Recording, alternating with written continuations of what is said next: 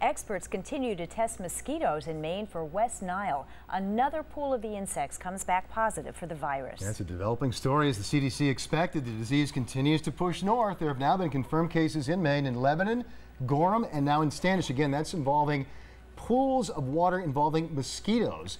And Giovanna Bouchard has been following this for us, and she has the story.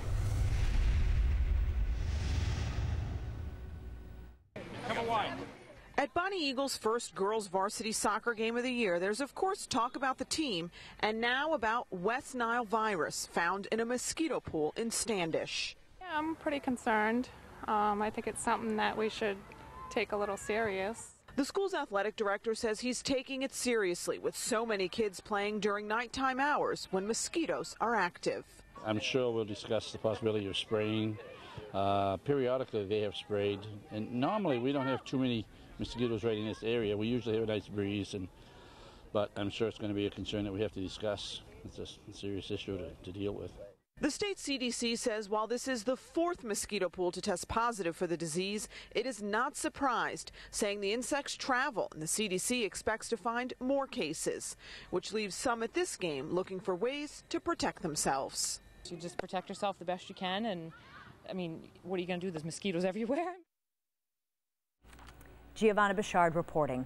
It is a shocking case out of central Maine. A 10-year-old is facing a manslaughter charge after state police say she killed a 3-month-old infant. News 13's Kate Barker joins us now live with some new developments. Kate? Okay.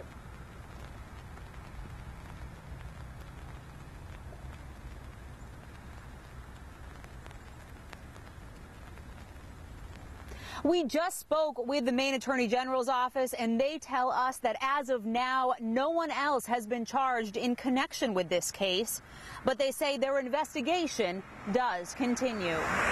3-month-old Brooklyn Foss Greenaway died last month, and police say a 10-year-old girl killed her. You don't usually hear about 10-year-olds getting charged for crimes like that. Brooklyn's mother tells News 13 she left her daughter overnight at a co-worker's home in Fairfield. The co-worker is Amanda Huard, and she offered to babysit.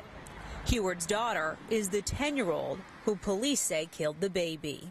She was a chubby, cute, happy baby. Neighbors say Amanda Huard was home when the baby died. Huard was not home today when we tried to talk to her.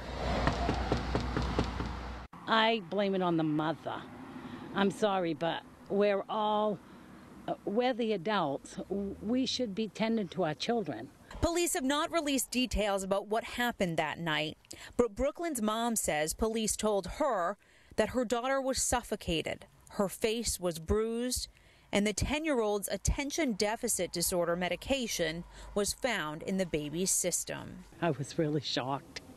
I was shocked. I'm still shocked. I can't believe it.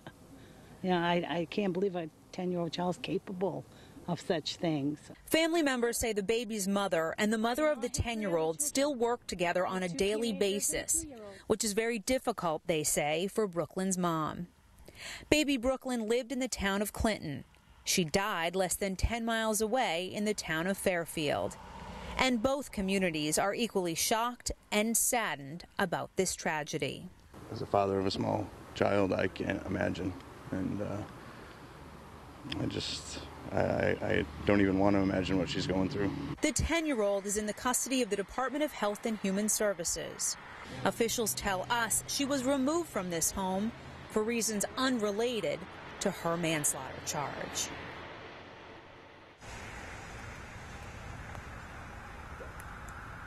We have some exclusive video just in. This is breaking. We filmed this within the past 5 minutes. This is the 10-year-old's mother, Amanda Huard, coming home. This is happening just a minute before 6 o'clock. Now, I asked her to speak with me. She said she wants to tell her side of the story, but that her attorney has said as of now she cannot speak with the media. Again, this is the first time we're hearing from the 10-year-old's mom. Exclusive video you're seeing shot just a few moments ago. Now, as we do come back out live, I tried to contact that attorney earlier, left messages. He did not return our phone calls. The 10-year-old girl is due in court in October. Now, Kim and Greg, it's my understanding we do have some new documents just into us that could shed some new light on this case. I'm going to send it back inside to you for those details.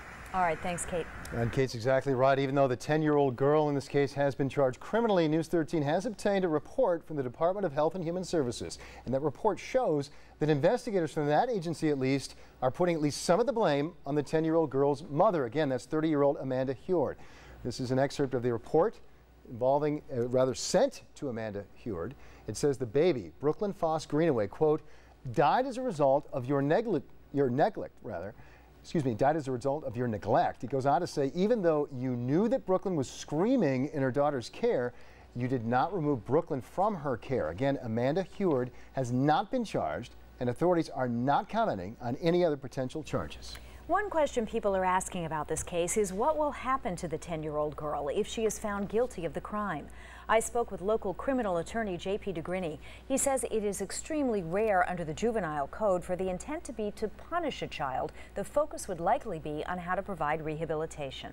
So the first question is how do we set the situation up such that the child will have a best chance at being rehabilitated and reintegrated with society, and much less of a focus on punishment and prosecution in the classic sense. DeGrini went on to say that holding a child accountable could be considered part of the rehabilitation process, but that punishment is a term generally reserved for repeat offenders of the juvenile code. On the crime watch tonight, a 15-year-old boy is in custody tonight after police say that he sexually assaulted an 8-year-old family member at a home in Gray. That teen is charged with gross sexual assault and unlawful sexual contact. He is now at a juvenile detention center pending future court proceedings. Police in Lewiston are trying to crack down on prostitutes. 2 nights ago, 4 prostitutes were arrested in an undercover sting operation. Now police say they are planning to soon target the Johns. Brad Rogers has the story. We have quite a few local prostitutes that walk the streets. Police Lieutenant Adam Higgins says it's pretty easy to spot both prostitutes and Johns in Lewiston. If it's a single male looking for a prostitute, then they'll obviously be going slow, pulling over when they see what they think could be a prostitute. Postal workers, neighbors, and business owners all tell us on any given day they'll see as many as 40 or 50 prostitutes in this downtown neighborhood. Here, most of the time there are 3 or 4 on the corner. Sometimes they're right there under my window. And I told them, hey, that's my property, get out of here.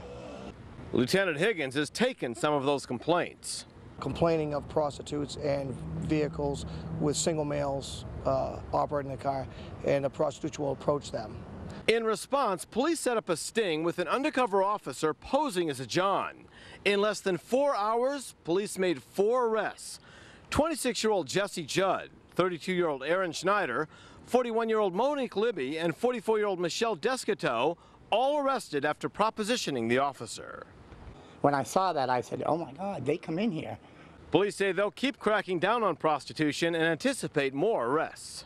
I think the police department is right on top of it, and they've done an excellent job in cleaning this city up. Police also plan to target the Johns as well. They absolutely bear some responsibility, and we'll probably be doing some details to get those as well. Madeline DuPont says what's even more surprising, most of the Johns, she says, are older retired men. Mostly there's old men going by, and that's when they pick up those prostitutes. Senior citizens, you mean? Oh yes, oh yes, oh yes. If nothing else, the Johns that are down here to pick them up, it would hopefully deter them. Brad Rogers reporting. Now, if convicted, these prostitutes could face a $1,000 fine and maybe even 6 months in jail. Now, first weather from your Weather Authority. Okay, a lot going on right now in a concentrated area. Severe thunderstorm warning has been and remains in effect, as far as we know, for many counties in central Maine right now. Many towns just to the east of Lewis and Auburn are really catching it right now with a very strong thunderstorm that has prompted a severe thunderstorm warning from the National Weather Service and has had a history of producing winds in excess of 60 miles per hour and some hail. More importantly, that's crossing right through the important lakes region northeast of Sebago Lake. Thompson Lake caught it. The Rang Lake areas also caught it. Lake Auburn, no doubt. There's boaters out there. And these storms came down at 65 miles per hour, now southeast of Lewiston, and not losing much intensity. In fact, we think there's going to be some very strong winds, in particular on the leading edge of this strong thunderstorm complex, producing some hail and very heavy downpours too. So Lisbon Falls, you're about to get into it.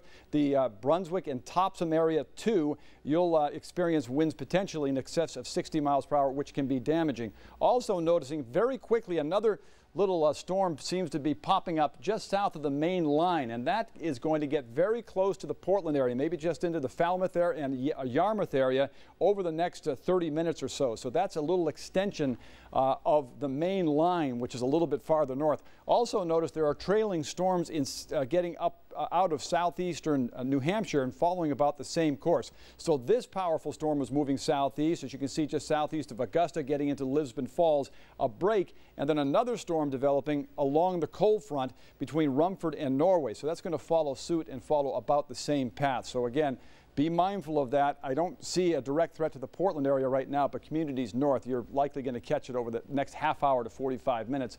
And then after the front goes down, conditions begin to improve. In the tropics, there's Tropical Storm Leslie. That's no major threat. Going forward, that's the good news. We have 3 days of just beautiful weather coming up. This has been so common this summer. We have one intense thunderstorm outbreak, and then conditions turn quiet, and it's bright and sunny and beautiful, and that's how it's going to play out. 3 days of great weather for the holiday. 78 at Portland, Freiburg 79. Berlin, New Hampshire cooling down quickly. There's a look at your marine situation. Winds are southwest and busy this evening, and then shifting into the northwest. Tomorrow we start with sunshine and end that way too. Noontime temperature will be in the middle 70s. There's a look at our time-lapse sequence following the storm clouds coming in over the Mount Washington Valley. A quick look at our headlines for you. We're talking about the Labor Day weekend being bright, sunny, and beautiful with warm days and cool nights. There are the thunderstorms moving through, and then it's all clear sailing late tonight and tomorrow as the nice summer polar air returns to the area. Really some great weather coming up, but the next half hour to 45 minutes, in particular, Topsom, Brunswick, Lisbon Falls, that whole area are going to be catching the same storms that you've had in Lewis and Auburn and the Norway area and points west for the past half hour. Yeah, we've been talking about how wonderful the weekend looks for the most part, but obviously nothing to take lightly right now, Tom. Correct, especially through the Lakes region. We're concerned about the people that are out on their boats starting off the holiday weekend there. It's true. Hope everyone can take cover. That's right. Thank you, Tom.